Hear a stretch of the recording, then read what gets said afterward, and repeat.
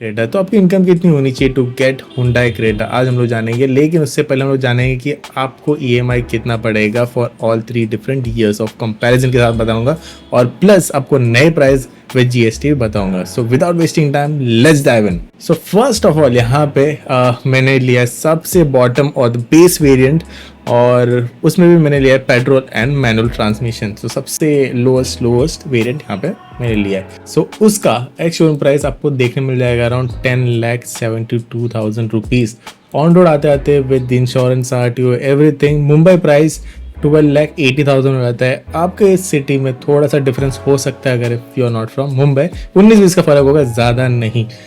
मैं सपोज करता हूँ कि आप 20% का डाउन पेमेंट दे दोगे तो दैट इज़ 2,56,000 रुपीज़, और जो 80% बच जाता है वो हमारा लोन अमाउंट पे जाएगा, दैट इज़ 10,24,000 रुपीज़। इसे मैं कन्वर्ट कर रहा हूँ ईएमआई पे। यहाँ पे मैं ईएमआई के लिए 3 डिफरेंट ईयर्स ले रहा हूँ, that is 3 years, 5 years and 7 years. तो यहाँ पे 3 ईयर्स, अगर मैं 3rd ईयर की बात करूँ, आप 3 साल का लोन लेते हो तो आपको ईएमआई पड़ जाएगा अराउंड 33,042 रुपीज़। इंटरेस्ट आपको पड़ जाएगा अराउंड 1,65,000 रुपीज़। तो टोटल लोन अमाउंट आपका बन जाता है 11,89,000, जो कि ओरिजिनली प्रिंसिपल अमाउंट जो आपका लोन लिया तो था 10,24,000 रुपीज़। और अगर आप 5 ईयर्स का लोन लेते हो तो 21,757 रुपीज़ का ईएमआई पड़ रहा है, और इंटरेस्ट पे आपको अराउंड 2,81,000 का पड़ रहा है। और 7 ईयर्स की बात करो तो 70,000 तो ईएमआई पड़ रहा है, लेकिन एक्स्ट्रा इंटरेस्ट भी आपको काफ़ी ज़्यादा पड़ रहा है, दैट इज़ 4 लाख रुपीज़। ठीक है, अब ये बात हुई ईएमआई की, लेकिन ईएमआई के साथ साथ आप गाड़ी चलाओगे, उसका फ्यूल होगा, उसका सर्विस कॉस्ट होगा, उसे भी हम लोग को नज़र में रखना पड़ेगा, that is fuel and service cost.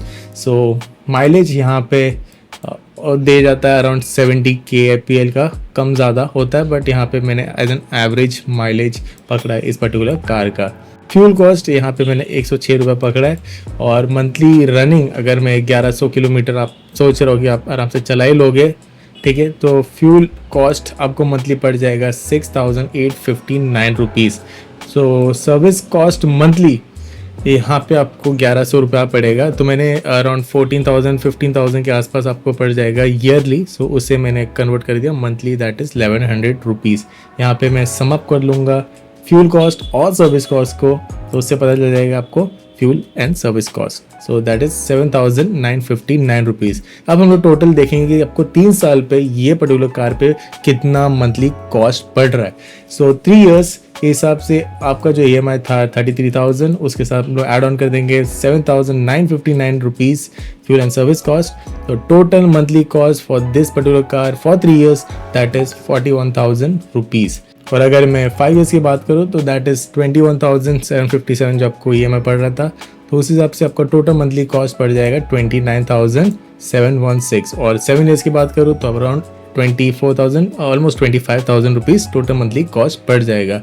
अब हम लोग देखेंगे आपकी अफोर्डेबल इनकम कितनी होनी चाहिए to fulfil this particular loan amount, that is 3, 5 और 7 ईयर्स का। सो 3 ईयर्स का जो आपको मंथली कॉस्ट पड़ रहा था दैट इज़ 41,000 रुपीज़, उसका मंथली अफोर्डेबल इनकम आपको एटलीस्ट होना चाहिए 1,64,000 रुपीज़। और 5 ईयर्स के हिसाब से अराउंड आपका मंथली इनकम होना चाहिए 1,19,000 रुपीज़, और 7 ईयर्स के हिसाब से अराउंड 1 लाख रुपीज़ आपकी मंथली इनकम होनी चाहिए। तो ऑफकोर्स आप कम इनकम से भी ले सकते हो जितना यहाँ पे बताया, लेकिन this is like the safe zone to have this particular income. उससे आपके एक्सपेंडिचर या एक्सपेंसेस पे डेंट नहीं पड़ेगा। So that's it for today guys. और अगर वीडियो अच्छा लगा तो लाइक कर देना, और कमेंट डाउन बिलो कि आपको कोई दूसरे कार के बारे में जानना है। So I will make a video on it. Thank you so much guys for watching. I will be back soon with a new video.